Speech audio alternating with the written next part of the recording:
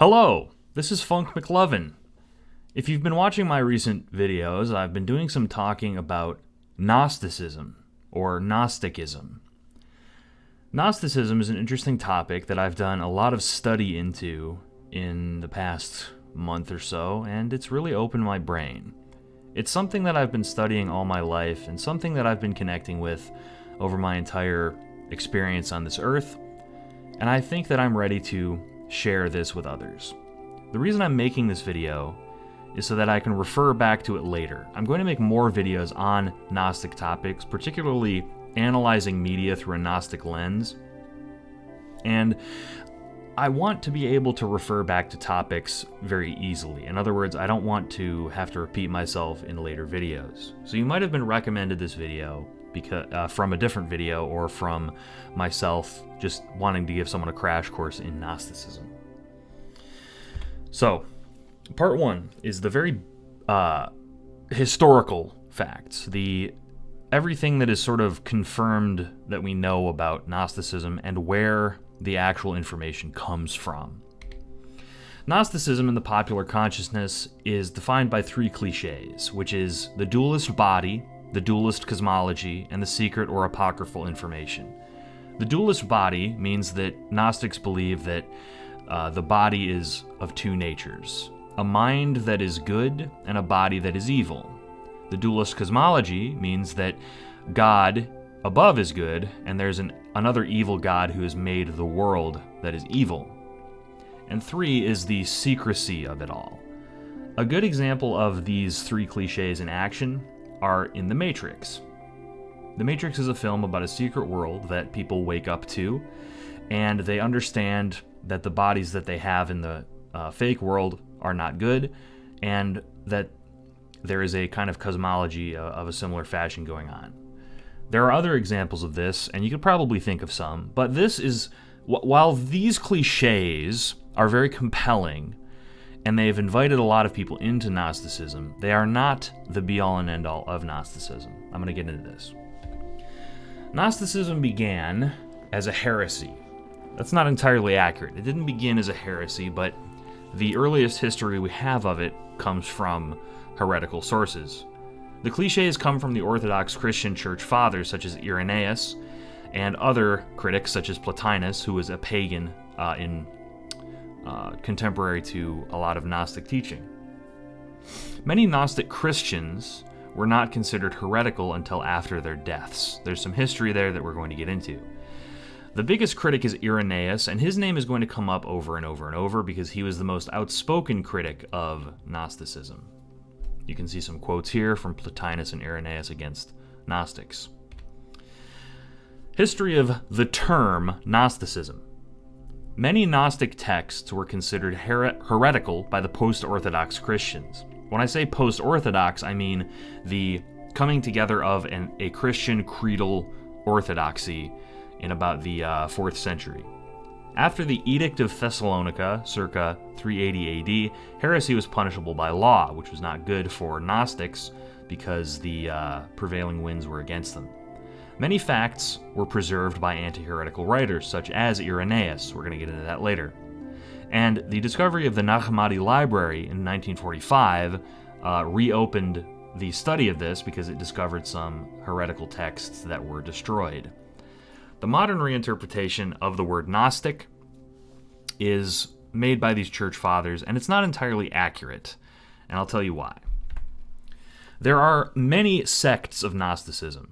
Gnosticism as a religion is much more diverse and broad than a religion such as even Christianity. It is as if all religions that are Abrahamic are referred to under one historical label, which is obviously inaccurate. I'm going to look into three sects in this video, but this is not by any means an exhaustive list. First are the Sethians, who are a 2nd century pseudo-Christian movement. They follow their lineage through Seth, who is the son of Adam and Eve. They believe in a demiurge, and they believe the world is evil. Some Sethians even go so far as to say having children is evil. The Mandaeans still exist. They follow John the Baptist, and they believe in a world of light and a world of darkness. They have interesting funerary rites and an emphasis on baptism. Mandaeans are not Christians. Mandaeans are out of Iran. Mandaeans follow John the Baptist and not Jesus. And then Valentinians are traditional Christians, or traditional in quotes, traditional Christians from the 2nd century. They are followers of a man named Valentinus, who is a second-generation teacher from Paul. In other words, Paul had a pupil who taught Valentinus, and Valentinus is a candidate for the Bishop of Rome. He does not get that bishop seat. A lot of people attribute his later Gnostic stuff to his insanity after being denied the bishop seat, but this is not the case. Now I'm going to talk about some crazy shit. Neo-Valentinian Apocryphal Christianity, which is something that I've been developing over about a month in terms of kind of rediscovering the Valentinian practice. So let's step back here. Modern Christianity and antique Christianity are very different. Modern Christianity is a large variety of different sects that all believe essentially the same thing. They all fight amongst each other, but they all believe that the Bible is canon, Jesus literally rose from the dead, and God is the same God from the New Testament and Old Testament. Antique Christianity was much different. There were people with different opinions on all of this. And the reason for modern Christianity and antique Christianity is the narcissism of small differences. Christians, for some reason, for some psychological human reason, they want to have one Christianity. And so back during the Edict of Thessalonica, they burned heretics, they burned books. Nowadays, you have these different militant sects which all have different ideas. Everyone believes that they have a monopoly on the Christian church, and this is simply not true. The Neo-Valentinian Apocryphal Christianity is an attempt to kind of bring things back to the heretical times. So in other words, rediscovering the works of Valentinus as best we can and making a new practice based on it. The scripture that we're going to draw from is from the Tripartite Tractate, the Gospel of Truth, and the Gospel of Thomas. These are not the only Gospels, but they are 3 Gospels that were never involved in the canonical Bible, even though they have a lot of precedent. Who organized the canon Bible? Well, it was the people who wanted to consolidate power. The likes of Irenaeus were very concerned with the idea of Gnostics preaching against power. And we can see this today, but they wanted to consolidate power. They wanted to make a kind of like bishop hierarchy, which eventually became the papal hierarchy. And I can guarantee you that you already are nodding your head saying, of course, that's why they wanted power. They wanted power over people, and they weren't interested in a religion that was not interested in hierarchy or power. So what is the intended audience for this video? There are kind of 5 people who I want to reach, and the first is disillusioned former Christians, which I am one. I grew up in a Catholic household. My dad converted to Catholicism when I was about 10 years old, and Catholicism is very disappointing as a religion because it is so dogmatic, it is so narrow, it is so just the acceptable behavior of a Catholic is so very small, and it's such a shame-based religion. It's very disappointing. The second intended audience are the rationalists who want to see what an actual practice would look like. They want to know the history of Gnosticism. And I think there's a little bit for the rationalists later on in terms of what I talk about in terms of like the metaphor of everything. 3 are people who want to combat the Gnostic cliches, people who want to expand their idea of Gnosticism specifically because they're not satisfied with how it's discussed. 4 are the contrarians, of which I am also one. The people who see how things are and they just kind of think, no, on reflex. And 5 are just people who want to view this for fun. They want to view it as kind of literary analysis. If you are a Christian, you're not going to have fun in this video. This video is not for you, and I don't really mean to offend you or impinge on any of your beliefs in this video. So I think it would be best if you just didn't watch it. And that's kind of difficult for me to say because this is ultimately me trying to convince people of a new tradition, but I just don't think it's something that it's an unbridgeable gap in my opinion. If you are a full-blooded, Christian person, just Live and let live. Leave me alone. So here's some further reading and resources before we get into things. These are some of the resources that I've used. You can read them. You can pause on this screen. Elaine Pagels is a archaeologist type person. Einar Thomassen is a doctoral translator. And then Dr. Litwa, I would say, has the most information. He has an interesting interview with Religion for Breakfast that I think is very, very, very worth checking out. All right. Part 2, the practice. We've learned the history, now let's put everything into actual practice. Let's learn some actual Gnostic mythology here. So let's talk again about this term, Neo-Valentinian Apocryphal Christianity, or NVAC, which is a very pretentious thing to call a movement like this. I'm under no illusions that this is going to be anything but my own kind of insane screed. So, Neo-Valentinian Apocryphal Christianity, NVAC, or just modern Gnosticism if you prefer. These are the texts that I consider canon to NVAC.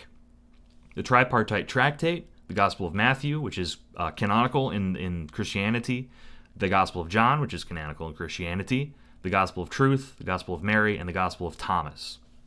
And here on the right, you can see a heretic being burnt. Very cool, very fun. I don't know why she doesn't just walk away. Those ropes look pretty loose. All right.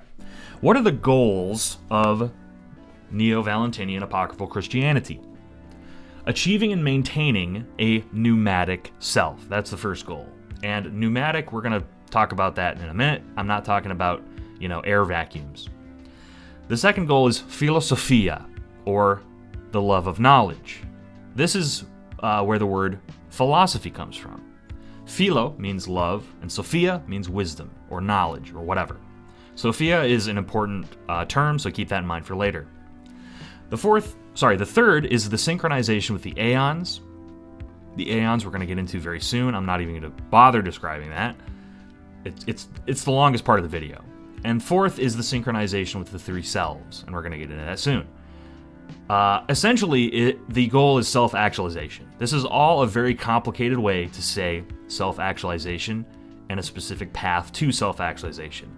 I am not claiming a monopoly on self-actualization. I'm just kind of putting into words, in a Gnostic context, things that have worked for me. Below is a quote from the Tripartite Tractate. You can read it. It is about... The context for the quote is that they're talking about the peoples who are not enlightened. They're not actualized. They're the three selves. Before we talk about any mythology, we're going to talk about what is inside of you. And the three self principle is something that is not just Gnostic. Again, this is something that is broader out in the world. But there are broadly three selves. The Hylic self. Fans of Hylics out there, Wayne. We love Wayne. We have the material self, the base self, the worldly self, the self that controls your hands, the body, the thing you touch. Next, we have the psychic self, which is the mental, thought-based, and rational self, the you that thinks about what to do next, the you that loves, the you that, X, Y, and Z. And finally, the pneumatic self, which is the spiritual self, which is kind of the most complicated to describe, so I'm just going to describe it as I go. And this is, on the right, is a kind of symbol representing the three selves. In Gnosticism, or more specifically NVAC, you must face three deaths. And this is something of my own synthesis. In other words, I have read the Tripartite Tractate and the Gospel of Thomas and come to these conclusions based on my own experiences in life. The three deaths you must face are the Hylic, psychic, and pneumatic deaths. The first is the Hylic death, which is the existential crisis or the death of the self. We've all sat up in bed. And we've all thought, oh God, it just stops one day. It just stops. I'm never going to live again. Oh my God, there's nothing I can do about my own death. We've all had that thought. We've all had that horrible, horrible thought. And we've probably had to get up and pace around our house and pet our cats and talk to our moms and call somebody we love. That's an experience that we've all had in life. And if you're anything like me, that experience is absolutely positively haunting. Over the past 2 decades of my life, since I was able to basically think, I had this thought, this fear of Hylic death. And it has only been in the last couple of months that I've truly come to terms with my own death. And I'm going to get into that in a minute. The second is the psychic death, which is both less scary and more impactful to us. The hylic death is inevitable and it happens once. The psychic death does not happen just once over our lives. It happens whenever there is a huge crisis external to us. You know, we crash our car, our mom dies, a good friend is hurt, someone leaks your sexts online and people harass you over it. This is a dissolution of the persona. It is a realization that you are not who you thought you were. When you look in a mirror and say that you are your name, you realize that you are much more broad, much more small than you are, and you're not in control of how others see you. This is the ego death. And finally is the pneumatic death. Ideally, after the pneumatic death, you reach amaranth, which is a state of being in harmony with God. And I'm going to get into that later. But essentially, the pneumatic death is the realization that, okay, I am an immortal soul, or however you want to say that. I have a consciousness. I have something higher than my psychic and hylic self. Well, when I die, where is that going to go? And that's also a scary notion. And I'm sure that a lot of Christians deal with that idea, even if they are over their hylic death. And, you know, this is going to come up later. I'm not going to describe it too much, but you all know what I'm talking about with these three deaths. These three big ideas that we must overcome. And the way to get over this is through the aeons, the ages. The next part of the video is going to be about aeonology. It's going to be the longest part of the video because the aeon system is very complex, and it is this thing that I'm most interested in. But we, as humans, are descended from aeons, or ages. Aeon comes from the Greek aeon. It's just said the same way. Aeons reside in the pleroma, or fullness. If you're familiar with Platonism, you might be familiar with the world of forms, or the Godhead. And to return to the pleroma, or to return to the world of forms, or the Godhead, we must reach Gnosis, knowledge. And to reach Gnosis, we must be led by the eons. These are some, on the right we have a symbol that I use to denote aeons. This is Aeonology. This part is mega long, LOL.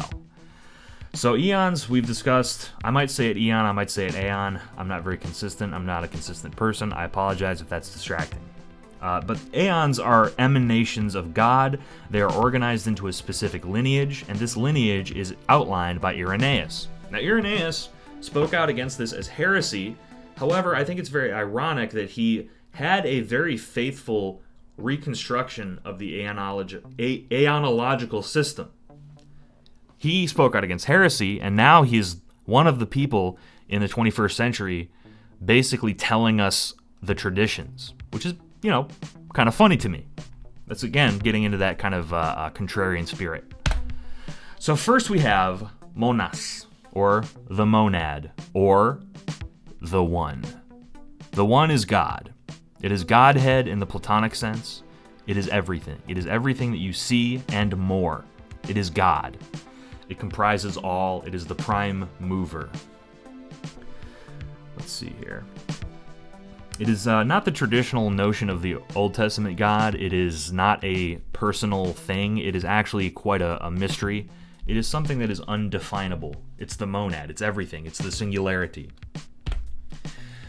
Once the monad overflows or emanates, it creates two new beings. And these beings are united as a male and female part of what is called a syzygy. And syzygy is going to be very important moving forward, so remember that name. All aeons have two components. The top is going to be the male component, and the bottom is the female component. Together they form a syzygy. Syzygy names are of my creation. That is the writing at the top. And the actual aeons names, the depth and the silence, are translations that I have done personally from the Greek. So first we have the depth, or vithos, which literally means death. And we also have the silence on the bottom, sige, literally the silence.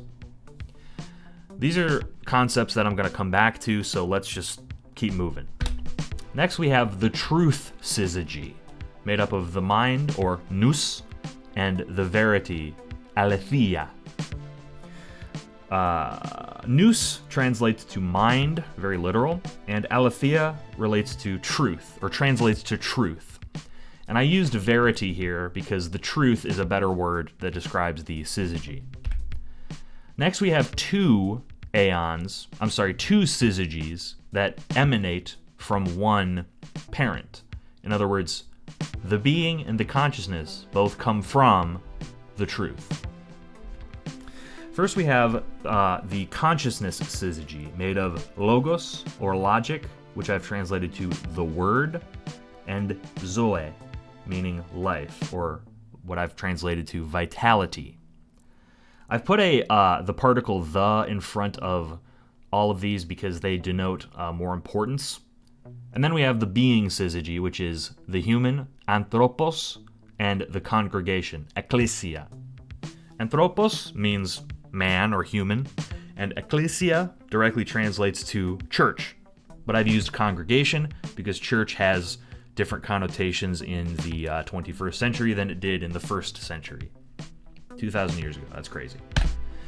So we're going to talk about the emanations of the word. In other words, the bottom left aeon. The emanations of the word are the decad, or dekatos, which means the 10.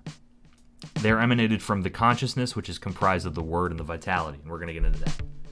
The first emanation of the consciousness is synthesis. Okay. Sorry, I have my notes. You might hear me flipping my pages here. Synthesis. It is made of profundity and fusion. Profundity is translated from bithios, which has the same root word as vithos, which was the first aeon. And mixis, I've translated to fusion. However, mixis has the same etymology as the word mix. It essentially means mixing, combining, etc. Next we have immortality and unity, which are the singularity. Immortality, ageratos, which literally means no age, and unity, enosis, which translates to union.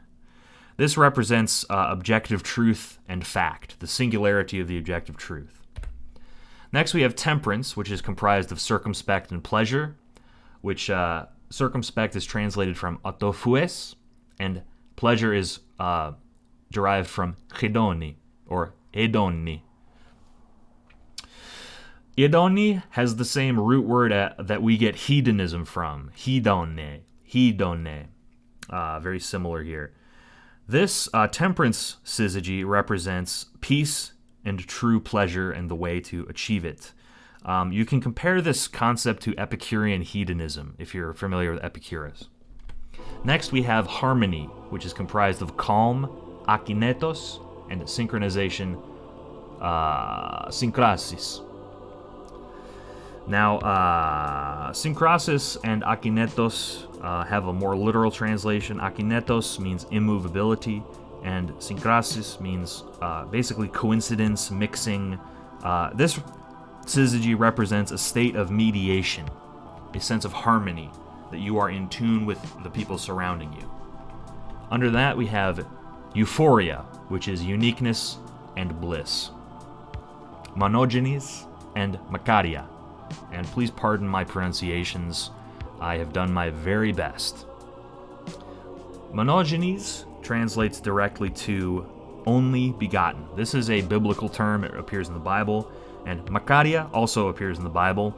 Makaria is the word used when, I want to say it's John 5:5, when they say the meek shall inherit the earth. I might be wrong about that specific specific verse, but the meek shall inherit the earth. Blessed are the meek. Makaria. Makaria are the meek. So that's the first decad. That is the emanations from the first part of the aeon. Next, we're going to talk about things that are emanated from the being, or things that are emanated from humanity and the congregation. This is called the dodecad, or dodekatos, which translates to 12th, or 12. First, we have the syzygy of devotion, which is made up of advocation and faith, parakletos and pistis. Parakletos kind of translates to advocate or helper, and pistis is just very straightforwardly faith. Next, we have the providence syzygy, which is made up of fatherhood, or patrikos, and elpis, hope. Now, very important to note, the top aeon in any syzygy is male, and fatherhood does not necessarily mean fatherhood as in literally fatherhood. It means more something to do with care, paternal sense, guiding. It is the virtue of gentleness. It is the virtue of, being gentle, guiding, being a teacher. Next we have motherhood, matrikos, and love, agape. Again, motherhood is in the male category, even though it is a female concept. This is motherhood in terms of love, unconditional love. It is the virtue of nurturing, caring for someone, etc. Agape is also a word that is famously from the Greek. It means love, but it means unconditional, kind of familial love, very strong love. This is in opposition to something like eros, which means, romantic love. So that's the nurturing syzygy. Next we have the veneration syzygy, which is made of laudation and communion, ainos and sunesis. The veneration syzygy has laudation and communion. Ainos directly translates to praise, and synesis translates to togetherness. So veneration is when you get together. It is the virtue of storytelling, because the word ainos implies mythology, and communion is something that is done kind of like at a church. It is storytelling, mythology, essentially what we are doing here. We are telling a story about the aeons. Emanating from them is sanctuary, made up of community, ecclesiastikos, and blessings, makariotes. Now you might notice something.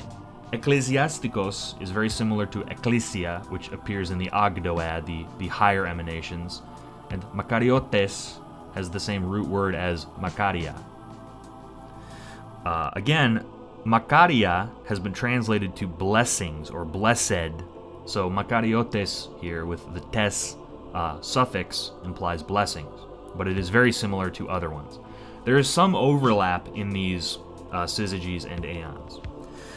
So sanctuary is essentially resembling or metaphorical for the virtue of congregating, the virtue of getting together.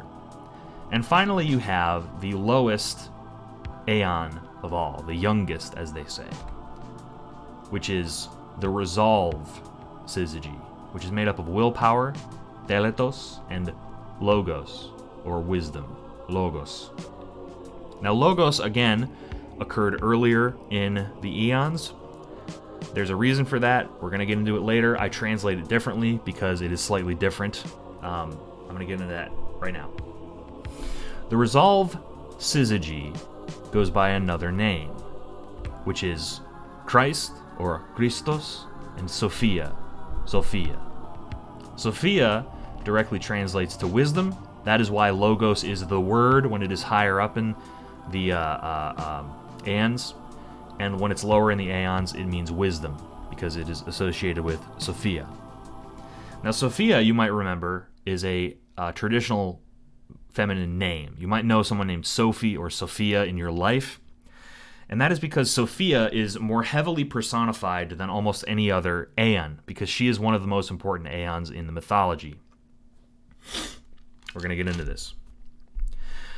So, Sophia, or wisdom, she makes an error. She makes an oopsie.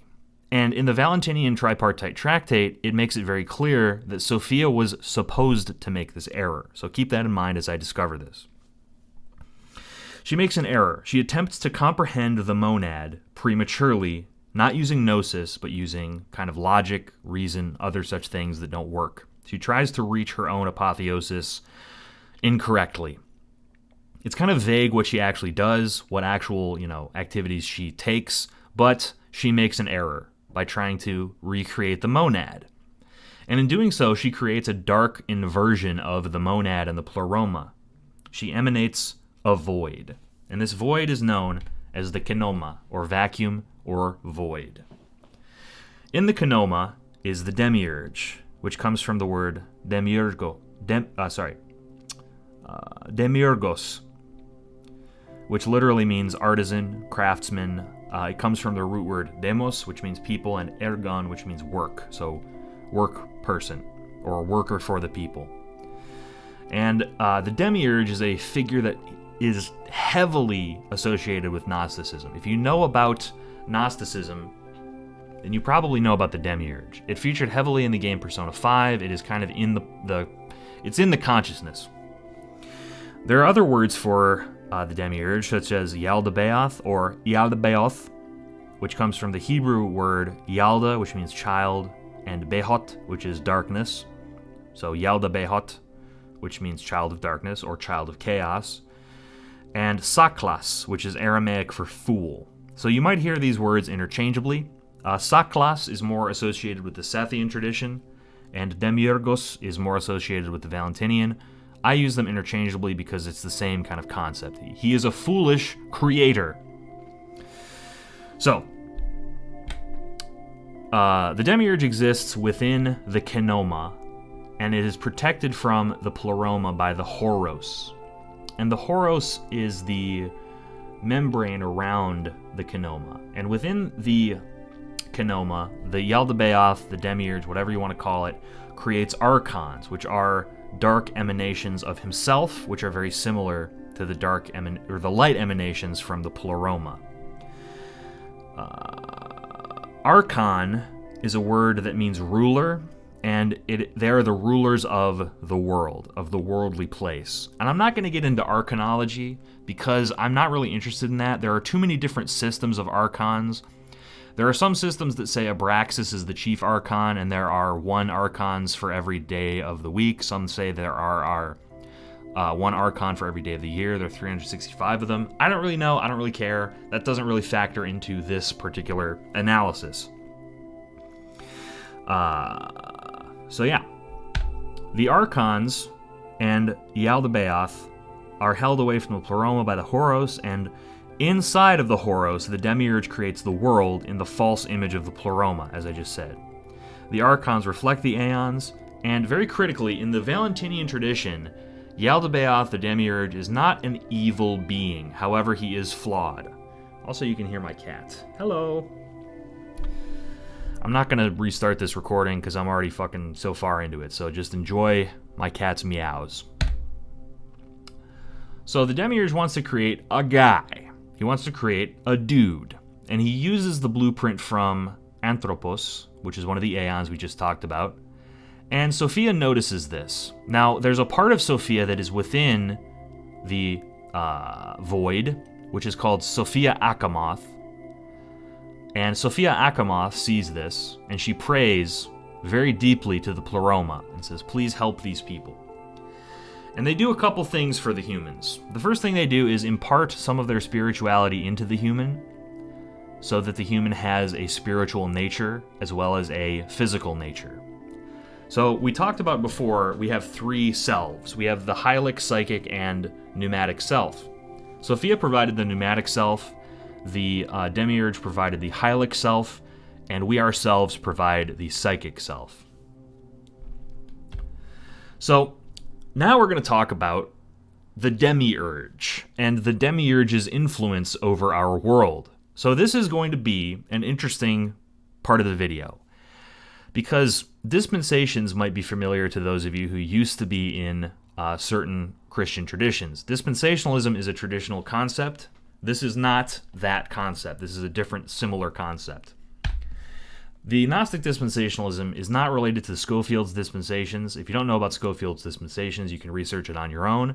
It is a reinterpretation of the Old Testament through Gnosticism, where the Old Testament God is the demiurge. And we're going to go through this kind of rapid fire. There's a more in-depth video I could make about this, but I don't want to, so I'm not going to. I might later. Hold your breath. First of all, the precedent for the two gods is set by the Marcion heresy.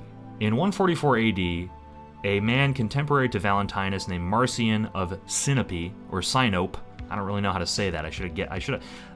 I was so fucking careful about the Greek translations and the Greek words and doing all this work, and I don't know how to say Sinope. That is stupid. Anyway, Marcion is a heretical person. He was spoken out against by Tertullian and Irenaeus. Irenaeus is a name that you've heard before. And he also denies the bodily Christian resurrection. In other words, he doesn't believe that Christ really came back as a human with a body. He believed that the gods of the Old Testament and the gods of Jesus were different beings, and this introduces the dualism cliche that we see. However, you can see that it's not really dualism. To say that Gnosticism is dualist is to say that, Christianity is just as dualist. It believes in fundamentally kind of similar thing, where you have God and then God creates the devil, which is the evil part of the world. And, I don't know. Gnosticism gets so much flack for being dualist. I don't know why. Because Christianity, especially modern Christianity, is dualist as hell. Anyway, we're going to talk about the dispensations of the demiurge.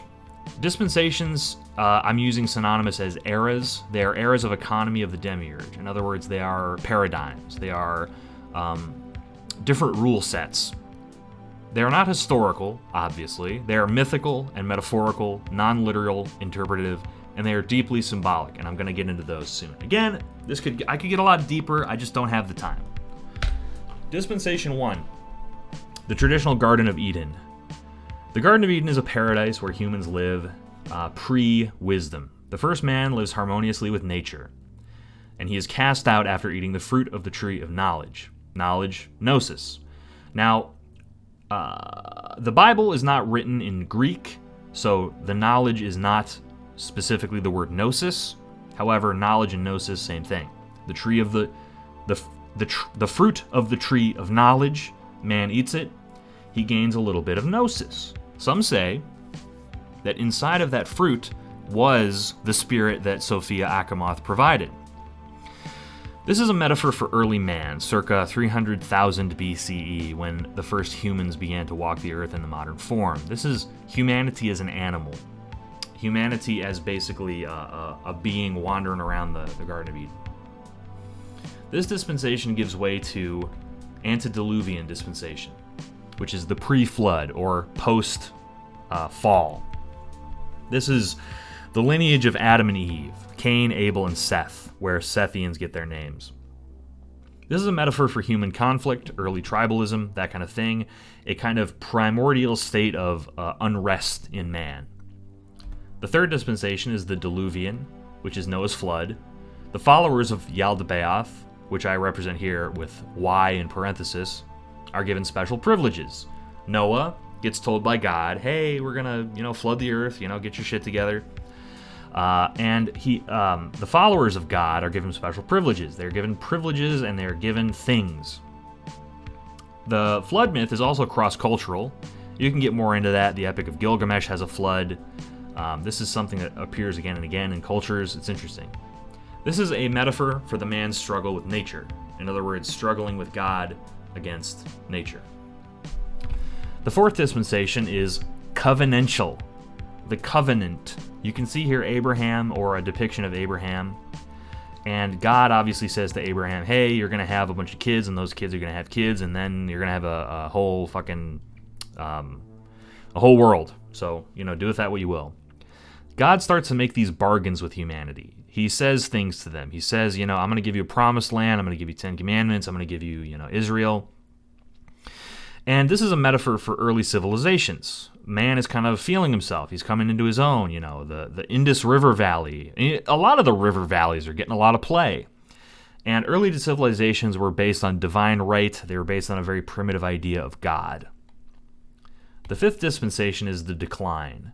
So for about 4,000 years until Christ, there's this kind of heavy emphasis on divinity. And then when Christ comes around, you start seeing things like different paradigms. Christ leads humanity. Yaldabaoth abandons his project. Yaldabaoth's influence starts to decline here. This is very important. Jesus, this is unintuitive, but Jesus, his heralding, starts the decline of religion as a whole.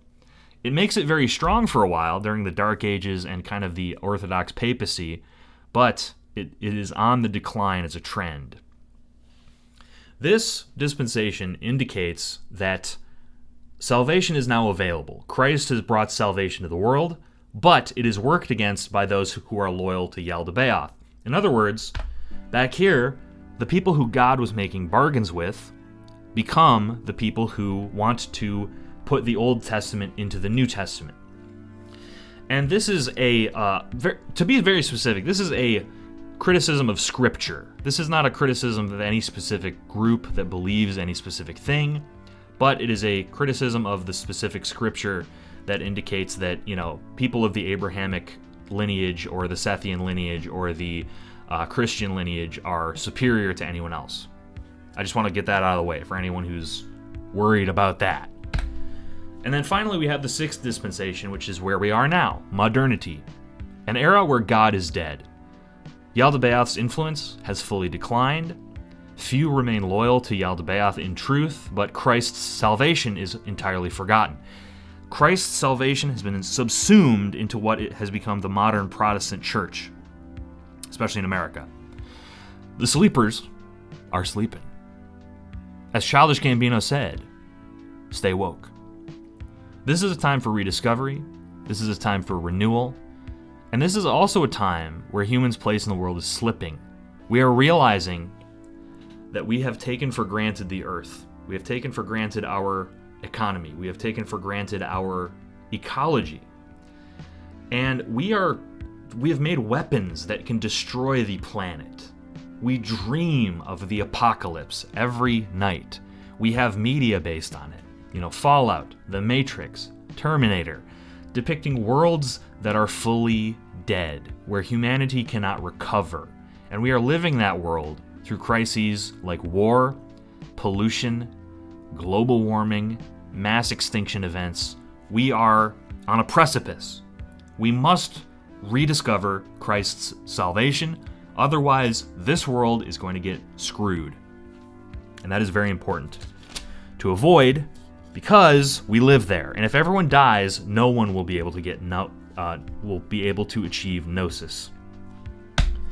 So, Yaldabaoth makes the world, Christ comes down, saves everybody, Sophia Achamoth gives us our spiritual part, and that's kind of the creation myth as I know it. Again, this is not literal, this is metaphorical, this is kind of something that is meant to depict where we are in the world.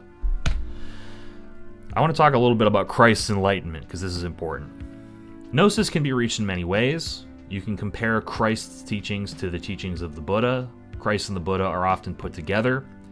Read Saint Young Men, it's a very good read. But there are three values that Christ had that are universal, or cross-cultural at the very least. The first is love, the second is asceticism, and the third is violence. Asceticism refers to the Hylic practice of denying yourself various pleasures, or in a Epicurean sense, meeting the base needs. Love is a psychic endeavor, which is something that you require to have empathy with your fellow man. Empathy is something that Jesus preached constantly. He preached, turn the other cheek, understand your enemy, love your neighbor as thyself. And finally, violence. And violence, I do not mean violence in terms of war. I do not mean in terms of hatred. I mean violence as in strife. I mean violence as in intentionally putting yourself in harm's way. Self-violence, trying to reach a higher plane. The violence that occurs when you reach ego death. And this is a very pneumatic process. Love, asceticism, and violence. Hylic, psychic, pneumatic. So, we've talked about the aeonic system, we've talked about Christ's salvation, we've talked about the vision of the world in a Gnostic view. Now we're going to talk about some practical stuff. There are 3 selves, and there are 3 paths. The hylic self must travel through the dodecad, the psychic self must travel through the decad, and the pneumatic self must finally travel through the ogdoad, and I will discover this as we go. First is the hylic path, which is the path from the dodecad to the decad, as evidenced by this arrow that I've very helpfully drawn in red. The hylic path must travel up through the lower aeons. You must travel first through resolve, next through sanctuary, then through veneration, nurturing, providence, and finally devotion. 1 through 6 here denote more personal things, the lower the number is, and less personal things, the higher the number is. Resolve reflects your own personal willpower and wisdom. Sanctuary is your immediate surroundings. Veneration, laudation, and communion have to do with mythology and your kind of social situation or your societal situation. Nurturing and providence both have to do with your philosophical values, the things that you love, the things that you hope for, the things that you want.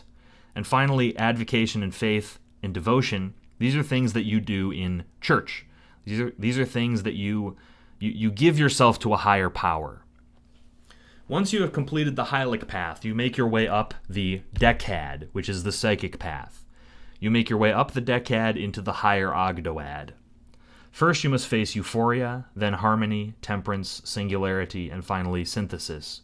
Much like in the previous path, this becomes personal and then less personal as time goes by. First, you must reflect on your own personal euphoria. What makes you happy? What makes you unique? What makes you an atomized individual? Next, reflect on your harmony, your calmness, your meditation, your synchronization, your ideas. Next is the temperance, your circumspect, your pleasure, self-reflection, your place in the world. Singularity has to do with your immortal soul. If you are an immortal soul, if you are part of the world, if you are part of something greater, what does that imply for you? And finally, synthesis, which is profundity and fusion. Synthesis is reflecting upon, essentially, God. Profundity, bithios in the Greek, is the same as the first emanation of God, bythos. Bithios, bythos. The depth, the profundity. Finally, we have the pneumatic path. You must reflect on the being, which is the first basis for the dodecad, which is the congregation of humanity. In other words, your species, your specific being.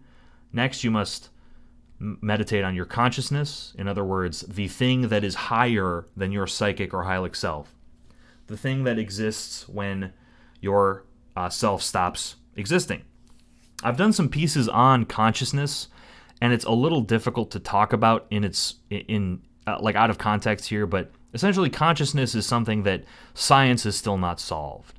And the consciousness is something that you have to really ruminate on. When you do these first two, the being and the consciousness, you make your way to the truth, which is the mind and the verity, and then the mystery, which is the depth and the silence.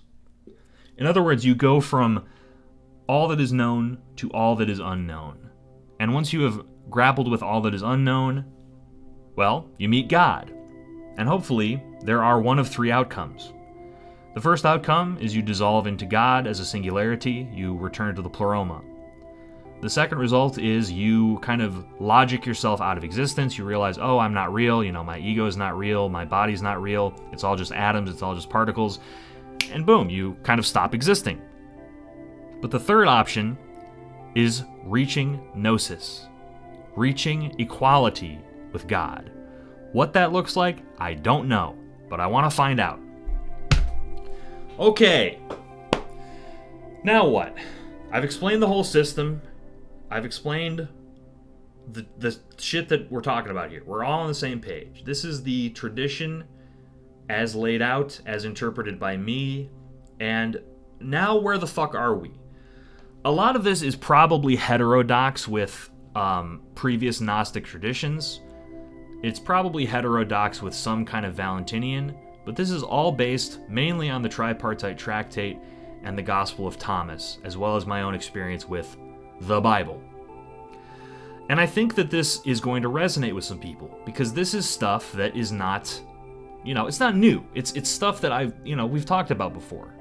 A lot of this is Jungian, some of this is Freudian, a lot of this is kind of monomythic, with the flood and whatnot. But I've tried to ground this as much as I can in what is happening in the world and what we need to do to reach salvation. And what I can promise is not Gnosis, but what I can promise is a better life if you meditate and reflect upon these things. So now what? There's a problem, because there's no actual Gnostic practice right now. It is a historical study. It is an oddity. It is an antique concept, not a practical tradition. Christian church is geared towards yaldabaoth, as we have discussed. So we must begin a practice, an ecclesia. So I'm really kind of opening this up. I want to be the change that I want to see in the world. I want to modify the demiurge's reality, now that he's gone, to our vision. And we can make a beautiful vision. And this starts with the tiniest mustard seed. And I hope that my mustard seed can find good soil and become a respite for all the birds out there. This is an open request. Please contact me, establish places to disseminate information, make your own YouTube videos. I don't want this information to be secret anymore. This is not apocryphal wisdom. I want this to be open. I want it to be out there. My email address is on screen, funkmclovinmusic@gmail.com. Contact me if you're at all interested in this. This should be decentralized. This should be atomized. If you disagree with something I've said in this video, please make a response to it. I will gladly talk about it. And please refer people to this video. But most of all, study. In the video's description, I've included a lot of links, a lot of cool stuff, and that's just kind of how it is. And before you go, I do want to talk about some numerology and symbology. So numerology and symbols, things that you can vandalize your local train car with, things that you can get a tattoo of or something. First is what did I call this? The monadogram. This is the entire monad system. It is the ogdoad, as you can see on the outside. On the left is the 10 concentric rings of the decad, and on the right, the concentric rings of the dodecad. And also you can see the little black spot is the canoma. This is a symbol that represents the three selves, or the tripartite anthrogram. This is kind of cool. I've used it myself. You can make it with your fingers, like I have on... This is one of my old albums. I put my fingers up like this sometimes. It's two peace signs. I kind of like it. I know it's stupid, but it's really cool. This is the aeonogram, which is a representative of an aeon. It is a very kind of basic and geometrical shape. And here's some miscellaneous symbols. There's the X, which is a traditional Christian Christogram. It just means Christ. The Y in parenthesis is what I use to denote the yaldabaoth, or the demiurgogram. And then amaranth is an immortal flower. I see amaranth as kind of similar to Gnosis. This was used by Michael Kirkbride in some of the Elder Scrolls lore. I just like the symbology of amaranth. I think it's pretty. I think, the idea of a never-dying flower is really cool. And that's pretty much all I got. There's also some other symbology and numerology, but I want to end this video with a poem that I wrote about this topic. A poem that I want you to take as a prayer going away from this. And you can follow me on Blue Sky. It's Funk McLovin. You can follow me on my Bandcamp or my Patreon. A lot of my albums are out right now on Bandcamp. My Patreon is now accepting members. You can get a lot of good stuff there, or just support me. And here is the final poem. From the dust we came, also of flame, eternal illumination, wash us of shame, unbound in time, infinity, know the truth, through Sophia be free. To the Kanomas Horos we hold rings of keys, 3 through 5, 8, 10, 30. Believe not what you are shown. Souls awaken, nourish, and grow. The ending of the words is nothi ton logon.